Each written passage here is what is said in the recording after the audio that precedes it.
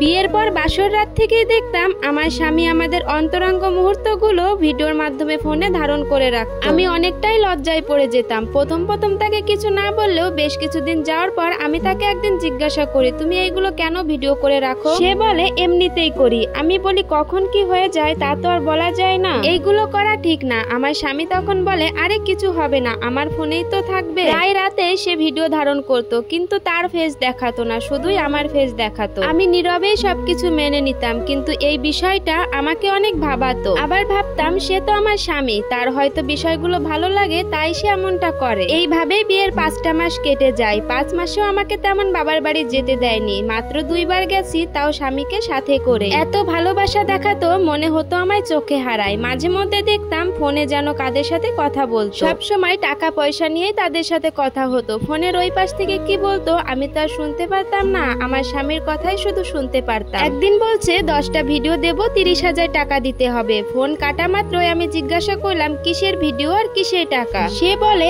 আরে কিছু না, তুমি বুঝবা না, আমাদের বিজনেসের কথা। আমি বোকার মতো আমার স্বামীর কথাগুলো বিশ্বাস করলাম। তার কিছুদিন পর আমার স্বামীর কিছু বন্ধু আমাদের বাসায় বেড়াতে আসে। আমি সবাইকে খেতে দিচ্ছিলাম, ওই মুহূর্তে একজন বলে ওঠে ভাবির দেখি ভিডিওর থেকেও বেশি সুন্দর ফিগার। ওনার মুখে কথাগুলো শুনে আমার খুব খারাপ লাগলো। উনি কেন বললো এই কথাগুলো? আমার স্বামীও দেখি কোনো প্রতিবাদ না করে ওনাদের সাথে হাসি মুখে কথা বলছে। সেদিন থেকেই আমার সন্দেহ আরো বাড়তে লাগলো। রাতে স্বামী ঘুমানোর পরে ওনার ফোনটা হাতে নেই, কিন্তু ফোনটা হাতে নিয়ে দেখি ফোনে পাসওয়ার্ড লাগানো আছে। কিভাবে ফোনের পাসওয়ার্ড জানবো সেই চিন্তায় করতে লাগলাম। পরের দিন স্বামীকে বলি আমি আমার মায়ের সাথে কথা বলবো, ফোনটা একটু খুলে দাও। উনি যখন ফোনে পাসওয়ার্ড লাগায় তখন আমি কায়দা করে পাসওয়ার্ডটা দেখে নিই। রাতে স্বামী ঘুমিয়ে যাওয়ার পরে ফোনটা হাতে নিয়ে পাসওয়ার্ড খুলে মেসেঞ্জারে ঢুকতেই আমার যেন হাত পা কাঁপতে লাগলো। এতদিনে আমার স্বামী আমার যতগুলো ভিডিও করেছে তা বিভিন্ন গ্রুপে শেয়ার করেছে, তার বন্ধুদের কাছে সে ভিডিওগুলোকে বিক্রি করেছে। এক কথায় সে ভিডিওগুলো দিয়ে বিজনেস করে। আমি ফোনটা হাতে নিয়ে জোরে জোরে কাঁদতে থাকি। আমার কান্নার শব্দে সে উঠে পড়ে, উঠে দেখে আমার হাতে তার ফোন। সে ফোনটা দেখেই বলে তুই কোন সাহসে আমার ফোনে হাত দিয়েছিস? তাই বলে সে ফোনটা আমার হাত থেকে নিয়ে নেয়। আমি তাকে বললাম তুমি কেন করলে এমনটা?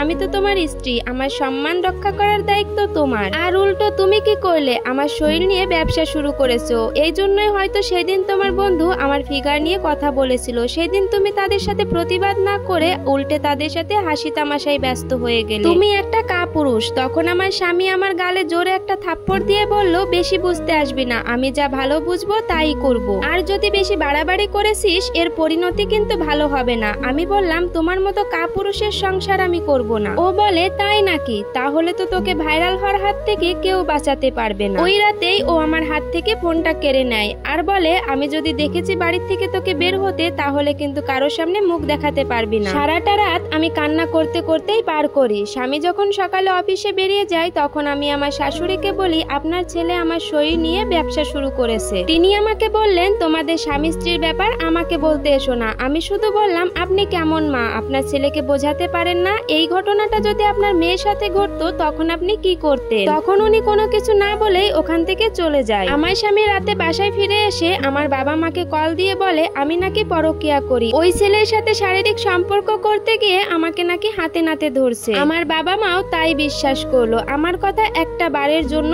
শুনলো না। এরপর প্রতি রাতেই সে আমার ভিডিও করতো আর সেইগুলো নিয়ে কেনা বেচা করতো। আমি আর সহ্য করতে না পেরে বাড়ি থেকে বেরিয়ে আসি। আমি আমার একটা কাজিনের বাসায় গিয়ে উঠি। তার ঠিক 2-3 দিন পর সারা শহরে আমার খোলামেলা ছবি আর ভিডিওগুলো ভাইরাল হয়ে যায়। আমার বাবা মাকে বোঝাতে আমি ব্যর্থ হই যে এই কাজটা আমার স্বামী করেছে। তারা আরো বলে আমি যেন তাদের সামনে না যাই। আমি এখন কাউকে মুখ দেখাতে পারি না। সবাই আমার স্বামীর কথাই বিশ্বাস করলো। সবাই ভাবে আমি খারাপ মেয়ে, আমি দেহ নিয়ে ব্যবসা করি, মরার মতো বেঁচে আছি, হয়তো নিজের জীবন নিজেই কখন শেষ করে দেব। আমার মতো স্বামী যেন আর কোনো মেয়ের ভাগ্যেই না জোটে। আমি আমার স্বামীকে কখনোই ক্ষমা করতে পারবো না। আর এই সম্পূর্ণ স্টোরিটা একটা আপুর লাইফ থেকে নেওয়া। একটাবার ভাবুন আমরা মেয়েরা কতটা অসহায়। আমাদের স্বামী যদি রক্ষক হয়ে ভক্ষক হয়ে যায় তাহলে আমরা দুনিয়ায় কাকে বিশ্বাস করব?